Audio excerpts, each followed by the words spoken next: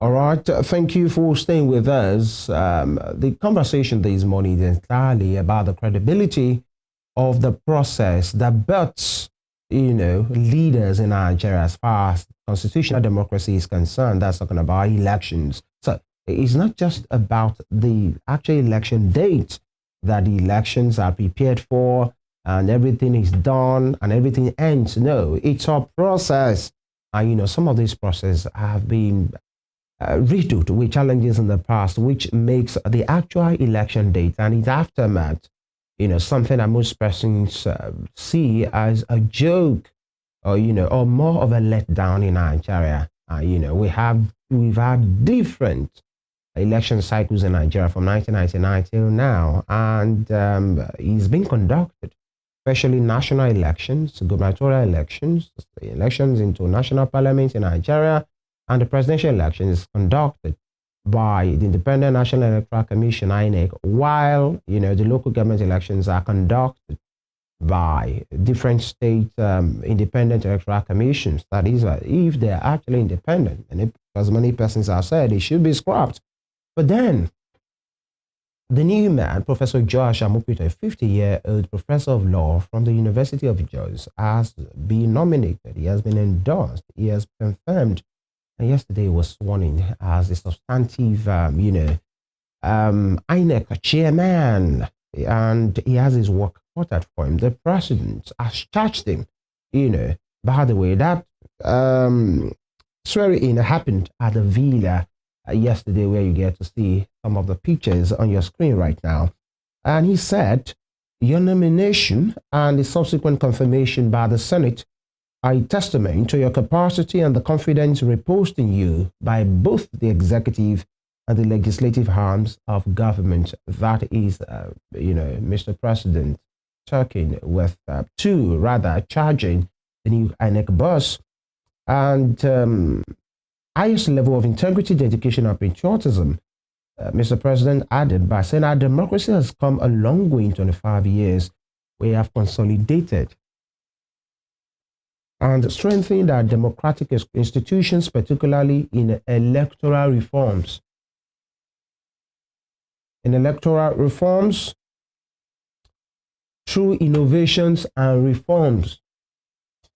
And we have learned a great deal along the way and have improved significantly from where we were many years ago. We must now remain committed to the principles that underpin democracy in a complex and multifaceted society. The electoral process is a vital part of a democracy that grants the people the exclusive right to choose their leaders and shape their future. To ensure that our democracy continues to flourish, the integrity of our electoral process must be beyond reproach. And that's a key word for me. It must be beyond reproach. And it stated that governorship election on November 8, 2025 in Anambra State will serve as a litmus test for the new leadership of the Electoral Commission.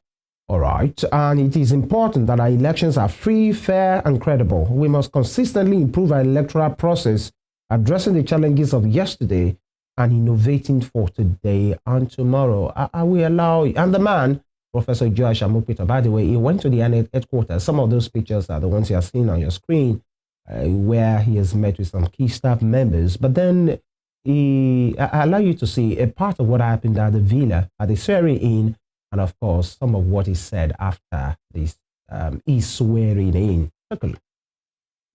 And that I will devote myself to the service and well-being of the people of Nigeria. So help me God.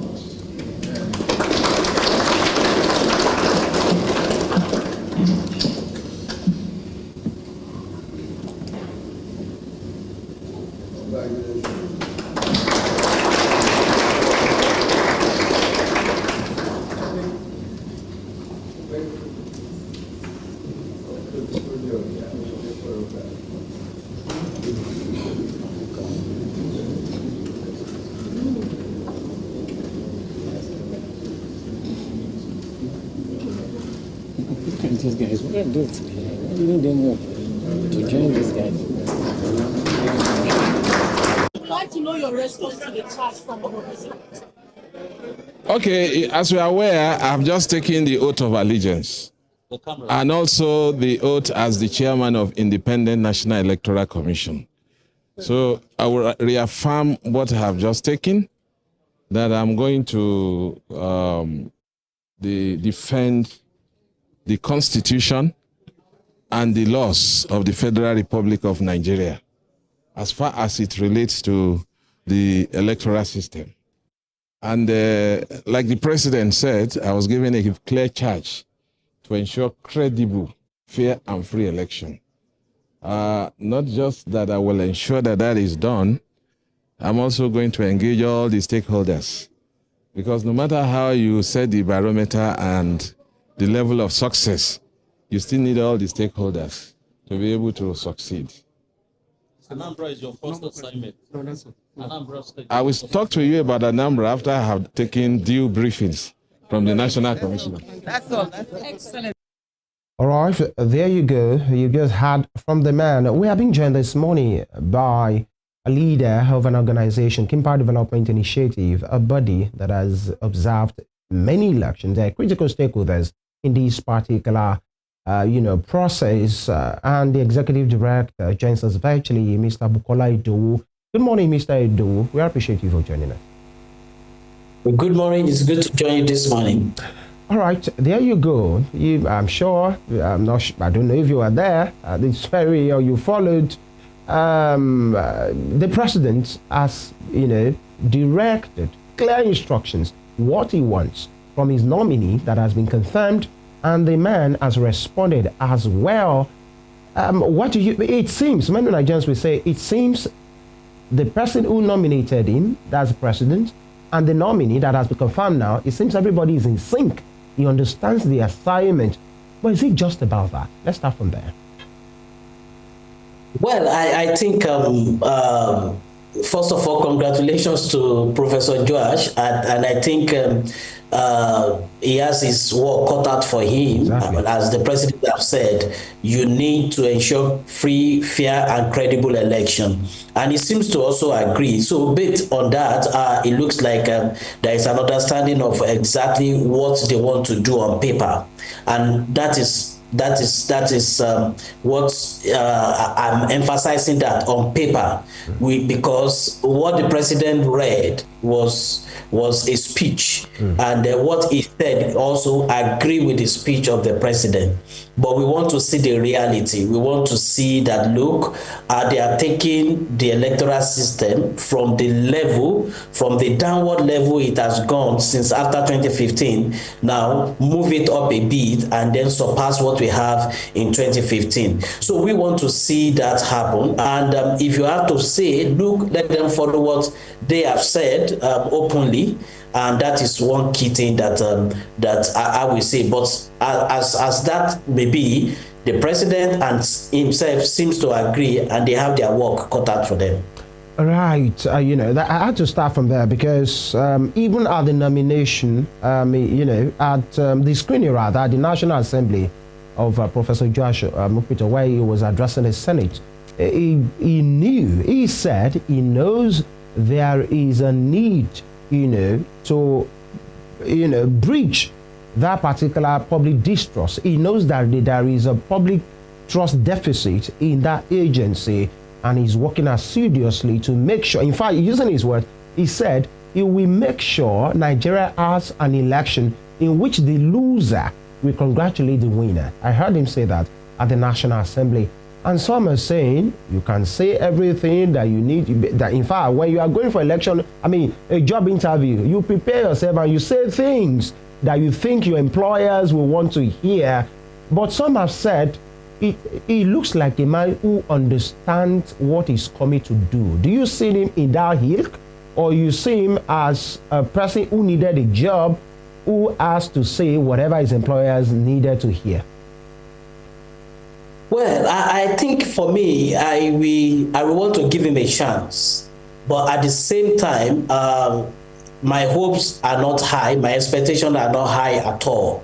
And I will tell you the reason. Because, like you said, one of the things that you need to understand about Professor Joash is somebody that have observed our election from afar. He has not really, we go and look at his CV, he has not really participated, you know, and when I say participated in practical terms, you know, so for instance, you've seen, if you have to look at it, you look at somebody like Mahmoud himself, Professor Mahmoud himself was once an advisor to Professor Jega. So you need to understand where that was coming from. Professor Jega was also very much involved in the justice, was part of the Justice Ways Commission. Now, so one of the things you now begin to look at with Professor Joash is that he has never been involved deeply at that level. Number two, he has not also been involved either as returning officer. You remember those returning officers that they picked from the university and they announced state government election, governorship election. He has not been part of this thing. So when it comes to practical times, in fact, I think the closest was his wife becoming, doing that particular job. So probably that would be the closest. But for me, that is one area that he may still have to now begin to get into the system and begin to understand the practicality of our election. That is number one. Number two reason why my hopes are not high is because you need to understand that there are two obstacles that I have seen that have been put on his way, and that it will need courage to succumb those two obstacles. All right. But those two obstacles, to succumb it doesn't even have the power. Number one, how will he get rid of all the political implants in INEC? Because as it stands today, most of the politicians have people in INEC. In fact, INEC is one of the politicized institution you have in this country. Now, in fact, there are a lot of things you need to really weed out from that INEC. Let me quickly cast your mind back. Yeah. You look at the election, the by-election that happened recently, and I think we spoke about that on this show, the last by-election, where 3 INEC staff were caught in Ogun State going to, with money, because they went to the politician in an hotel to collect money on the eve of the election. Now, let me ask you, what happened to those INEC staff today? Nothing.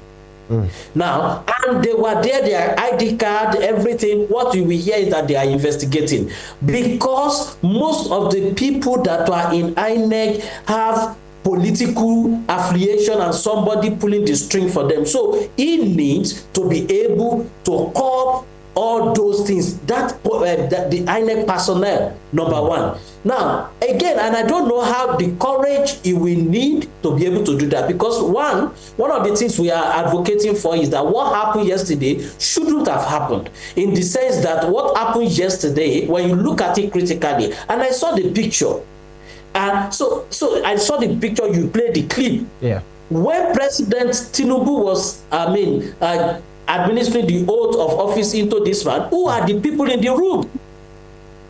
Which political party are in the room? Which political party was in the room?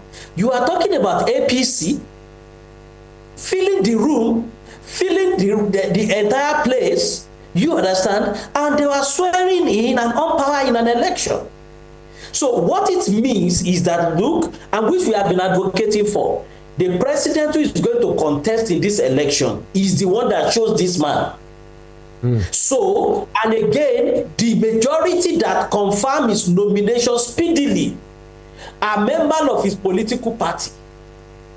So, and the people that sat in the room that took the inaugural picture with him after swearing in are members of one political party. But then, in fairness to them, Mr. Idowu, I will allow you land on those thoughts. We learned there was supposed to be a NEC meeting or thereabout, a particular meeting after that part. So many of those politicians were already there, and they feel, let's just do the swearing in and we continue with our meeting. That was the explanation given. And number two, those persons that hold on, sir. What I am trying to say. Yeah, those persons that took those pictures with him, they are the ranking ranking officials in Nigeria, incidentally, they are made up of the same party. Mr. President, APC, Vice President, APC, Senate President, APC, Speaker, the Deputy, APC, but then they are the ranking officials. So, Mr. Femi, I need you to understand what I'm trying to say. Tell me. There is nothing we can do about what happened yesterday. Yeah. It is the law. That is the law we have today. Yeah. That the president is going to swear him in, and at the same time, the president is going to nominate. I am just driving a point. I am not, because we cannot do anything about it. That is what the law says. Yeah, I have to say that as well, to say, does it really matter, actually? That is where I now want to drive. That is my point. That's where I want to land. Go ahead, sir. It really, really matters. And that is what we should be advocating for henceforth. Because as our law today states, that is exactly what happened yesterday. But it shouldn't have happened. As a matter of fact, in some countries, the entire swearing in and everything ends at the National Assembly, which is a combination of different parties represented, and which is also seen as the People's Assembly, because everybody at the National Assembly are representing the constituency made up of people. So, and in those constituency, you have the citizens there, and then in the National Assembly, you also have both APC, PDP, Labour, APGA, all of them were there. So in some countries, the entire swearing in ends there. Now, what happened yesterday, like I said, I am not condemning it, it's just to illustrate the reason for reform. Yeah. If you want our INEC chairman, our INEC, if you want INEC to perform, then we need to take it out of that. Because everything is about perception. An election is also about perception. I hope you know that the entire election of 2015 was not totally free of hitches and glitches. But the perception that this election is free, fair, and credible is there, and then it takes the majority. Right. 2023, the perception that it was not free, fair, and credible was there. In fact, go to June 12, 1993. Some people will still tell you the irregularities that greeted June 12, 1993 election. But when the perception is there, and that perception is key. So when you are now selecting, and that is the advocacy we have been saying, Justice Uwe's committee mentioned it, that power should be taken away from the presidency. So because the presidency is also an actor, the Senate president is an actor. Yeah. All of them are going to contest in an election. I give you an example. I don't know if you are a Man U fan or not, but Man U want to play with Arsenal, and Arsenal is the one that shows the referee in their own pitch. Then that perception is of neutrality will be eroded. So, but there is nothing they can do that has happened. So, what I am saying is that going forward, we need to move that power to the people, and then that is when INEC will be truly independent. So, that is number one. The second obstacle on his part now is our legal framework. You see, you don't have the power. As a matter of fact, I hope you know that INEC chairman doesn't have the power to sack the rec, doesn't have the power to sack INEC staff. They are civil servants. Yeah. You cannot sack them. You cannot sack the rec. You cannot sack the national commissioner. And that is what I am now saying, that when you now have an institution being that politicians are nominating the people to be there, and you cannot sack them, and you cannot exercise, there is a limit to the disciplinary measure you can do. Maybe at most transfer. Yeah, Mr. Idowu, shouldn't that be a good thing that the INEC chairman cannot unilaterally sack? Because if actually he has that power, if actually it gets to be a person who goes political, and he feels there are some persons that, if actually just metaphorically, or we are saying it in a kind of a way to say, if it's the one that is even a bad person, in this case a bad official, and he sees that there are some righteous so-called professional persons that will be an hindrance in a particular election, and he removes them, wouldn't that be too much of a power? The drafter of the Constitution that puts it that he doesn't have a unilateral power, to sack or to do some certain things, don't they mean good? that you can't do this unilaterally, shouldn't we be seeing that as a good thing, really?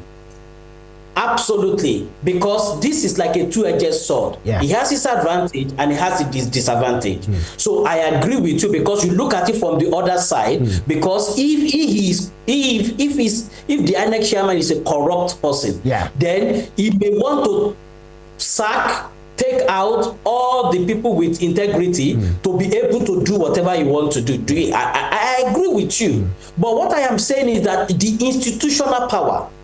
Now, think about it. And this is what we are saying. Do you know that President Tinubu today shows his minister and he can fire them? Now, think about it. INEC chairman is coming to work and administer the election with 12 national commissioners that he knows nothing about the appointments. He has no input. He doesn't even know if he can work with them or not. People just chose and then gave it to him. So what am I saying is that should we also be thinking about the institutional framework that allow, I am not saying unilaterally, sir, even INEC, the way INEC is, all of them, let the commission come together, go and check the law. The National Commission plus the INEC chairman sit, they cannot even remove a rec. They still have to go to the National Assembly, they still have to go to the president for that sack to be effected.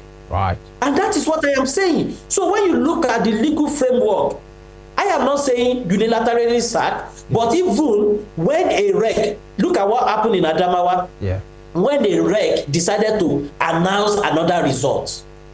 And he did it with impunity because Professor Mahmoud doesn't even have the power to remove him as rec. The best you can do is to say, look, I want to transfer you. And how do you transfer in the middle of an election? The man has even released. Now, the commission has to take him to court. Does the national chairman have the power to suspend? Mr. Idowu, does the national chairman have the power to suspend? Or the commission has the power to suspend erring officers? They don't have the power to suspend. You have to go to the National Assembly. You can actually say, look, move away. You can, what they cannot do is just like, okay, you can do the shufflement. Maybe you cannot transfer to another place. The entire commission cannot, I mean, the chairman cannot suspend because the power. Don't forget, so what I am trying to say now is that we need to also reform our laws that the man will work with, because we are now asking the man to work with a defective legal framework. Okay, think about it. If the man if Professor Joash want to make IREF and IREF and electronic transmission of results to work, he cannot do it because the law does not back it up. And that is exactly what I am saying. Mr. Idowu, so many bottlenecks. I understand you, because if I get you correctly, if I get you correctly, you've spoken firstly on the part, on the basis of optics, which is very key. People must be able to perceive that this person, and you start from a place of nomination, and in fact, you have to use a Man U. Interestingly, you have to use a Man U situation. I used to be a fan, by the way, during the days of Sir Alex and Roy Keane, Ryan Giggs, and the rest of them. But these couple of the ones that are there, I don't know them, actually. But, talking about important things, two questions for me before we hit the brakes.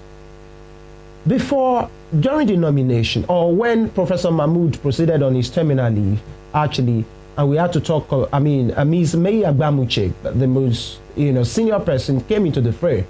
I was asking, some persons, don't they upgrade, if I may use that word, don't they promote their own in the INEC? Must somebody from the outside always come? Because these are career officers that have superintended, that have been involved in processes of election at many cycles. Imagine Ms. May Agbamuche, the kind of experience that she has, and many senior officials. How come somebody from outside must always come? Is there a particular law in INEC that states that? Or is just a convention? Why do we do that? The most experienced person now, if actually she's still in service, I don't know, for Ms. May Agbamuche, she still has to be giving the advice to the new person. How does that work? So no, it is our law. It is the way the law that established INEC was made. By the way, May Agbamushe is not a civil servant. Okay. He's a national commissioner. Okay. Also nominated by the president then. Okay. And he's serving his second term. So she will be leaving, but she is the most, the senior So among why can't they put up somebody like that? She's experienced. So this is what I am saying. Now there are two ways. Now, for instance, in Ghana, the chairman of their electoral commission is a civil servant. So they promote and then they go like that. It's like the civil servant. So you don't even have the power to remove him. So what I'm trying to say in essence is this, that look, that is how our law made it, that there will be national commissioner and the chairman that will be appointed by the president, then ratified by the National Assembly. Now, it's also possible, and it is possible, that the president can choose among the national commissioner. Now, the question now is will now become legal. So let me quickly explain it in 2 seconds. Yeah. Now, think about May Agbamushe, who has spent 2 terms, maybe like 10 years now, 2 terms as national commissioner. Yeah. Just imagine you now take him again now to be the national commissioner. Then the question will now come, how many times can you serve in INEC? So if you're now taking her now to be the national chairman or chairperson, how many times can you serve in INEC? Because you will have spent like about maybe like 6-7 years as national commissioner. Then you now have another term of 5 years to be the chairperson. So it becomes a legal Why I get you, Mr. Idowu, we have to go on a break in the next 1 minute, but I quickly want you to answer that part now, and you raised it as well. Now that you are bringing, now for Professor Joash Amupitan, when you are profiling his experience with anything election, he has next to none. Actually, you even use the word maybe from afar. He's coming as a professor of law, somebody without any experience of either he has been a RACO 1, RACO 2, the way they say it, and all of those things, or returning officer. Is there a significant or strategic reason while he was nominated like somebody without association with INEC? Do you think it's a strategic move? And wouldn't that be a disadvantage because he has to come into the fore and win over the battle within first? So you're absolutely right. He's going to fight 3 battles. Number 1, the battle within. Number 2, the battle with the politician. And then number 3, the battle with the international organization. So there are 3 major battles he's going to fight. And in fact, 4. You fight the battle within the INEC, you fight the battle with the politician outside, then you fight the battle with the citizen who are going to vote, and then you now fight the battle with the international community in terms of perception. So you have to satisfy these 4 sets of people, and you have to make sure everything are intact. And that is one thing people need to know about election.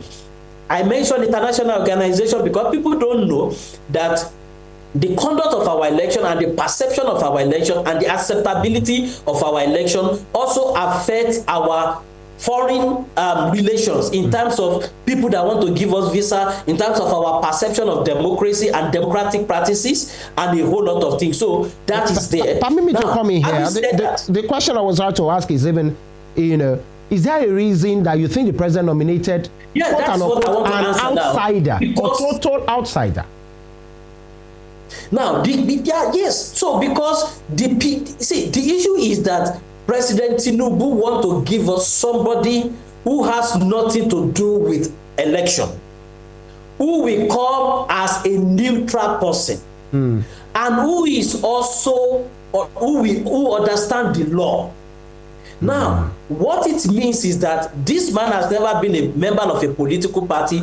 You tick that, and that is excellent, which means President Tinubu followed the what is it called, the constitution. This man is not, I mean, when we talk about integrity, there has not been scandal, there is no DSS report to say this man has done this. So you also need the man of integrity. So let's give it to him. Let's give it to him that, look, on those two fronts, yes, his neutrality is intact.